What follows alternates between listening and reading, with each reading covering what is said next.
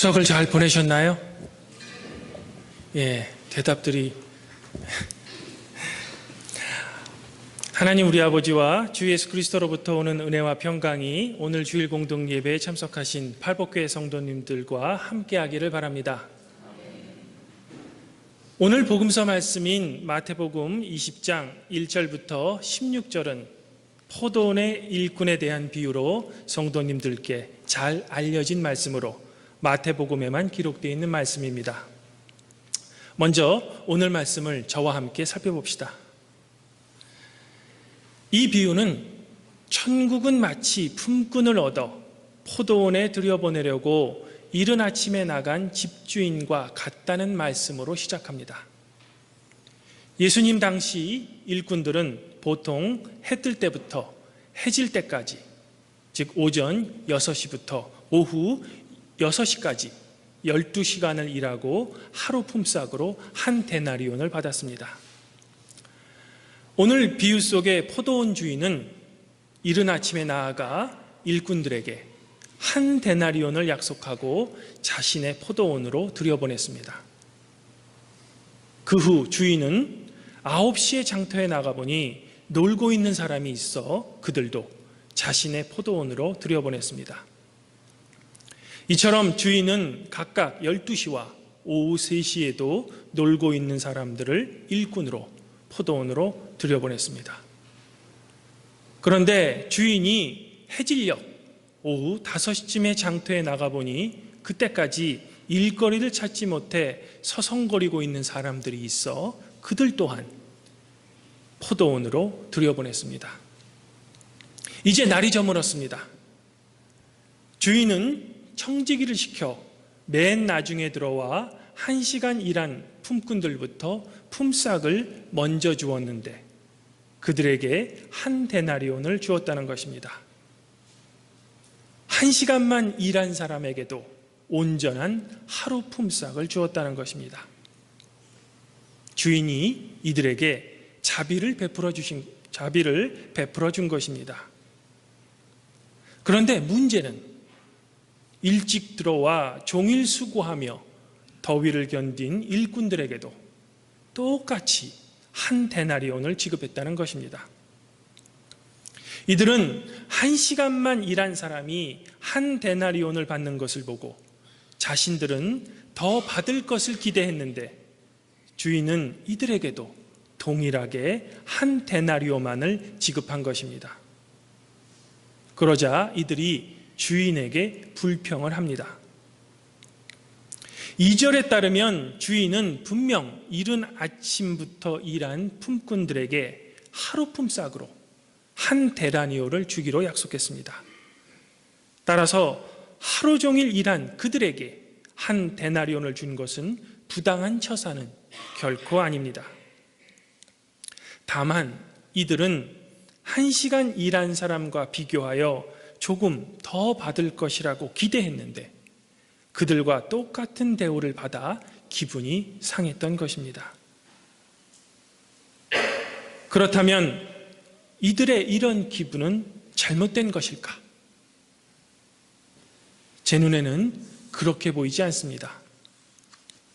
1시간 일한 품꾼에게 한 데나리온을 주었다는 것은 주인이 그들에게 자비를 베푼 것입니다. 왜냐하면 그들은 한 데나리온을 받아야만 자신뿐만 아니라 집에서 기다리고 있을 가족들이 굶지 않기 때문입니다. 그렇다면 주인은 1시간만 일한 사람에게는 자비를 베풀고 왜 아침부터 종일 수고한 일꾼들에게는 한 데나리온 이상을 주는 자비를 베풀지 않았을까?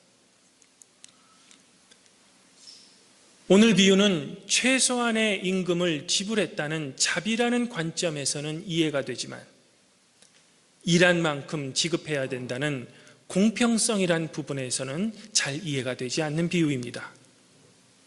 물론 아침 일찍부터 고용한 품꾼들에게 한 데나리온을 주기로 먼저 약정했으니 법적으로는 전혀 문제될 것이 없어 보입니다. 그러나 그렇다고 해도 주인의 이러한 처사는 공평하지 않은 것 같습니다. 1시간밖에 일하지 않은 사람이 주인의 자비로 한 데나리온을 받았다면 12시간 일한 사람은 당연히 12데나리온을 받아야 할 것입니다. 아니, 꼭 12데나리온까지는 아니어도 최소한 한 데나리온 이상은 받아야 할 것입니다. 이렇게 하는 것이 주인의 자비를 모든 품꾼에게 베푸는 공평과 정의라는 측면에서도 옳아 보입니다. 이처럼 우리는 이 비유를 대할 때 불편함을 느낍니다. 특별히 우리가 이 비유에 불편함을 느끼는 진짜 이유는 포도원 주인의 불공평해 보이는 품삯의 지불 때문입니다. 우리가 알고 있는 경제 개념과는 도무지 맞지 않기 때문입니다. 일한 만큼 품삯을 받는 것이 세상의 이치이기 때문입니다. 또한 이것이 공평해 보이기도 합니다. 그렇다면 우리는 예수님의 이 비유를 도대체 어떻게 이해해야만 할까? 성도 여러분, 오늘 말씀을 이해하는 열쇠는 천국은 무엇과도 같다라는 1절에 있습니다. 즉 오늘 비유는 천국, 즉 하나님의 통치가 이루어지는 하나님 나라의 이야기이지 우리가 살고 있는 세상적인 이야기가 아니라는 것입니다. 예수님은 이 비유를 통하여 하나님의 통치가 이루어지는 하나님 나라의 성격이 어떤 것인지를 우리에게 알려주고자 하신 것입니다. 먼저 이 비유에서 우리가 가장 이해할 수 없는 똑같은 품삯 지불에 대해 살펴봅시다. 다시 한번 우리가 기억해야 할 점은 오늘 비유는 세상적인 품삯 계산법이 아니고 하나님 나라의 임금 지불법이라는 것입니다. 성도 여러분께 제가 한 가지를 물어보겠습니다. 하나님이 통치하시는 나라, 즉 하나님 나라에 하나님의 입장에서 볼 때 과연 품꾼들이 할 수 있는 일이란 정말로 존재할까요? 제가 질문을 좀 바꿔보겠습니다. 창조자이신 하나님께서 통치하시는 왕국에 우리와 같은 인간, 즉 오늘 비유 속에 품꾼들이 있어야만 하나님 왕국이 왕국다워질까요? 즉 하나님 나라를 하나님 나라답게 하는 조건에 인간의 노력이라는 것이 과연 필요할까? 이 질문은 이렇게도 바꿀 수 있을 것입니다. 하나님이 하나님답게 되시는데 인간의 도움이 과연 필요할까? 성도 여러분, 결코 그렇지 않다는 것입니다. 하나님 나라는 인간들의 도움이 없어도 저절로 커지는 힘을 소유하고 있습니다. 이것이야말로 창조자이신 하나님의 능력이라는 것입니다. 다시 말해 하나님 나라의 일꾼들의 노력이란 필요 충분 조건이 아니라는 것입니다. 하나님은 일꾼인 인간이 없어도 여전히 하나님이시기 때문이십니다. 그러나 하나님께서는 이런 품꾼을 굳이 필요하지도 않는 하나님 나라의 품꾼들을 선택해서 부르신다는 것입니다. 그래서 오늘 비유는 천국은 마치 품꾼을 얻어 포도원에 들여보내려고 이른 아침에 나간 집주인과 같다는 말로 시작하는 것입니다. 포도원 주인 하나님께서는 사실 일꾼들이 필요한 것이 아닙니다. 그러나 하나님께서는 자신의 포도원으로 품꾼들을 불러 들여보내려고 하시는 것입니다. 이것이야말로 하나님의 일방적인 은혜라는 것입니다. 그러므로 포도원 주인인 하나님의 입장에서 보면 이른 아침에 선택받아 일한 품꾼이나 오후 5시에 선택받아 일한 품꾼이나 하나님 나라에서 똑같은 품삯을 받는 것은 당연하다는 것입니다. 왜일까?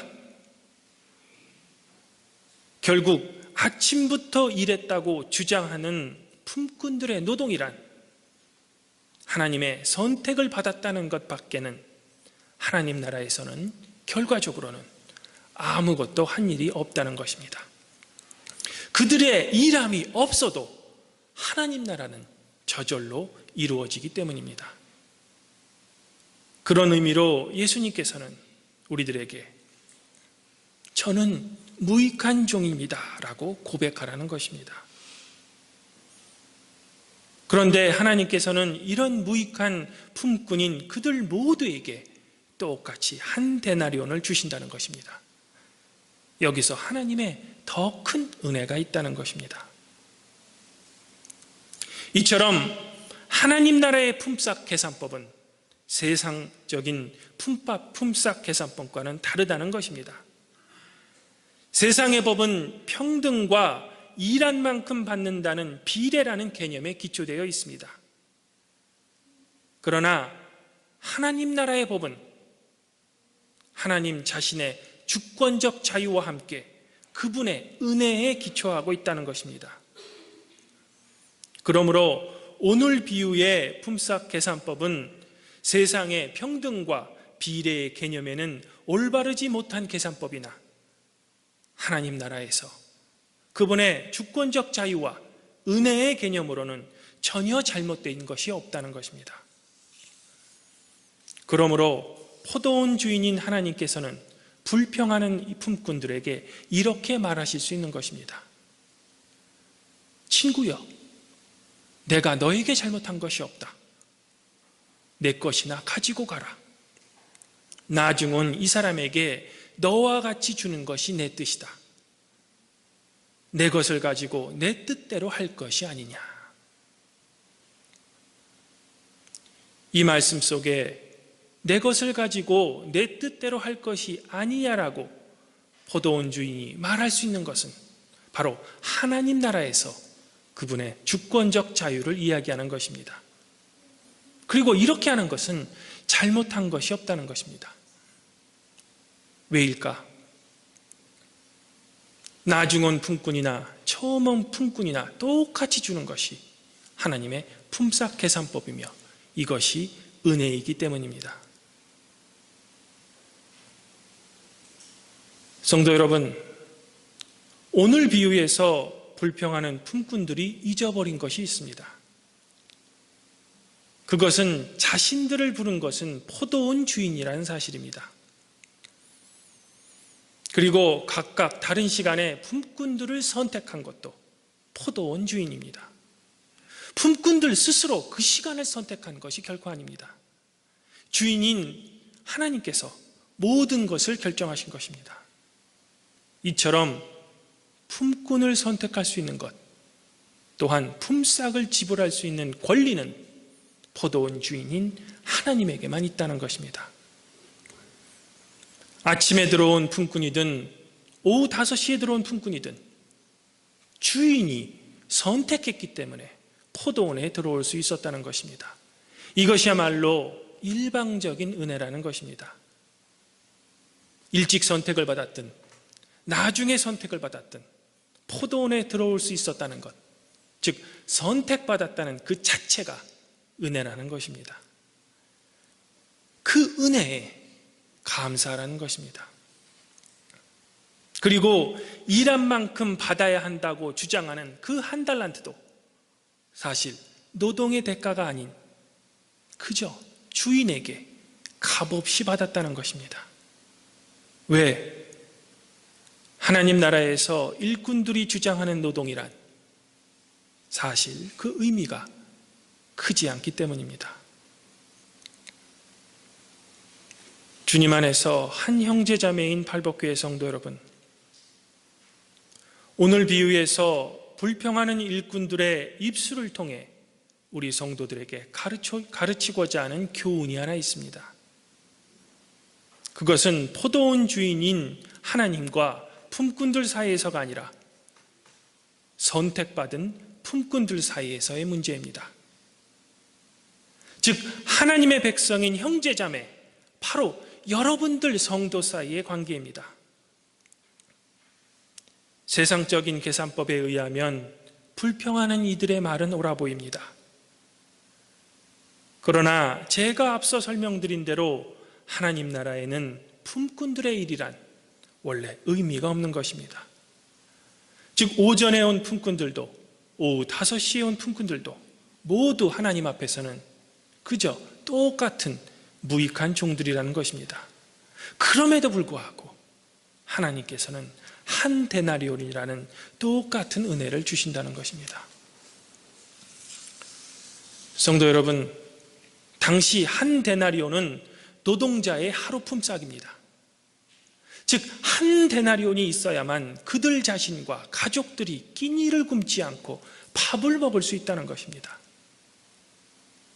이렇듯 오늘 비유의 한 데나리온이라는 것은 주기도문에 나오는 일용할 양식이며 바로 생명 그 자체라는 것입니다. 그런데 하나님께서는 무익한 종들 모두에게 생명 그 자체를 주시겠다는 것입니다. 그 성도 여러분들 모두에게 생명을 주시겠다는 것이 바로 하나님의 의지라는 것입니다. 이것이 바로 하나님의 은혜이며 사랑이라는 것입니다.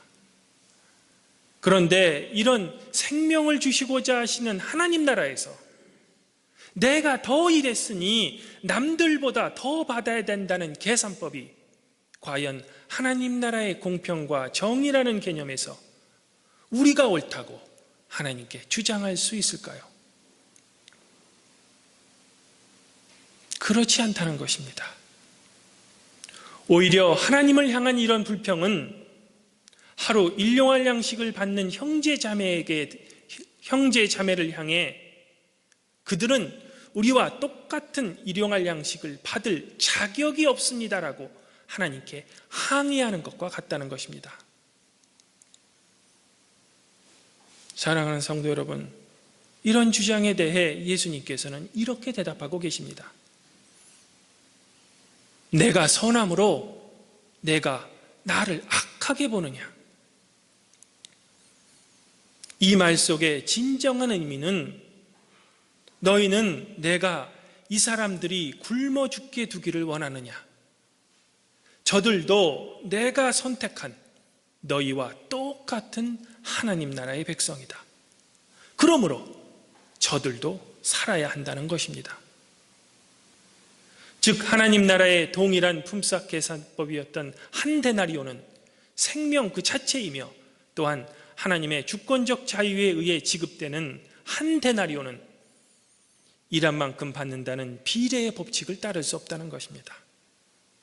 왜냐하면 하나님 나라의 한 데나리온, 즉 생명의 양식은 세상적인 비례의 법칙을 따를 수 없기 때문입니다. 마지막으로 예수님의 오늘 비유와 유사한 유대인들의 이야기를 전해드리고 말씀을 정리하고자 합니다. 유대인들의 이야기 속에는 오늘 예수님의 비유처럼 각각 다른 시간에 선택받아 밭에 들어온 품꾼들이 있었습니다. 해가 저물자 주인은 이 비유처럼 이들 모두에게 똑같이 품삯을 지불했습니다.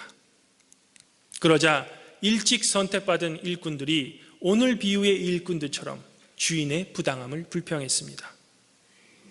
이런 불평에 대해 주인은 이렇게 대답했다고 합니다. 너희가 왜 불평하느냐? 이 품꾼은 너희보다 능력면에서 훨씬 더 나았다. 너희가 10시간 동안 한 일을 이 사람은 2시간에 다 했다. 그러므로 같은 품삯을 지불하는 것은 당연하다. 사랑하는 성도 여러분, 이 이야기는 우리가 예수님의 오늘 비유를 이해하는데 이치에 맞는 것 같은 해결점을 우리에게 제공해 줄지도 모릅니다. 바로 능력에 따른 지급이었다는 해석입니다. 이런 해석 방법이야말로 과학적인 사고방식과 함께 능률주의에 익숙한 우리의 사고방식에는 훨씬 이해가 더 잘 될지도 모릅니다.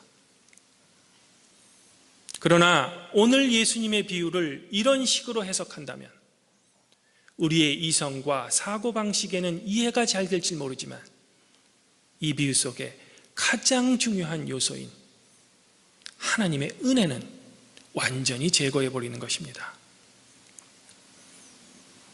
사실 제가 소개해드린 이 이야기는 유대인들의 모음집에 발견된 이야기입니다. 이런 의미로 오늘 비유의 청중은 공로주의를 앞세운 바리새인과 서기관들을 향한 예수님의 통렬한 외침인 것입니다. 다시 말해 예수님의 오늘 비유는 자신들의 공로로 하나님의 의에 도달해 보겠다는 바리새인과 서기관들을 향한 예수님의 비웃음이기도 한 것입니다. 또한 오늘날 현대에도 세상적인 계산법을 교회에 그대로 적용하려고 하는 성도들을 향한 예수님의 교훈이기도 합니다. 하나님의 일방적인 선택에 하나님 나라의 백성이 된 그 은혜에 감사할 따름이지, 내가 먼저 선택받았으며 후에 선택받은 사람보다 내가 하나님을 위해 더 일했으니 내가 더 하나님의 은혜를 더 받아야 한다는 공로주의는 하나님 앞에서는 아무런 의미가 되지 못한다는 것입니다. 성도 여러분, 이처럼 우리의 판단과 생각은 하나님의 판단과 생각과는 전혀 다르다는 것입니다. 이것이 창조자이신 하나님과 피조물인 인간의 차이라는 것입니다. 그래서 오늘 구약봉독문인 이사야서 55장 8절부터 9절에는 이렇게 기록되어 있습니다. 이는 내 생각이 너희의 생각과 다르며 내 길은 너희의 길과 다름이니라. 여호와의 말씀이니라. 이는 하늘이 땅보다 높음 같이 내 길은 너희의 길보다 높으며 내 생각은 너희의 생각보다 높음이니라. 오늘 비유 속의 품삯계산법은 하나님 나라의 공평과 정의는 우리가 생각하는 세상적인 공평과 정의와는 완전히 다르다는 것입니다. 즉 하나님 나라는 하나님 자신의 주권적 자유와 함께 그분의 은혜에 기초하고 있다는 것입니다. 또한 하나님 나라의 품삯은 바로 그 생명 자체이며 하나님 나라의 백성들에게 값없이 주시겠다는 것입니다. 또한 성도 여러분들을 이렇게 주일 공동 예배로 선택하여 부르신 것 또한 하나님의 은혜라는 것입니다. 하나님의 은혜로 성도 여러분들을 예배로 초대했기 때문에 하나님의 잔치인 예배에 여러분들은 와서 계실 수 있는 것입니다. 이것이야말로 개신교의 예배이며 칭의론적 예배인 것입니다.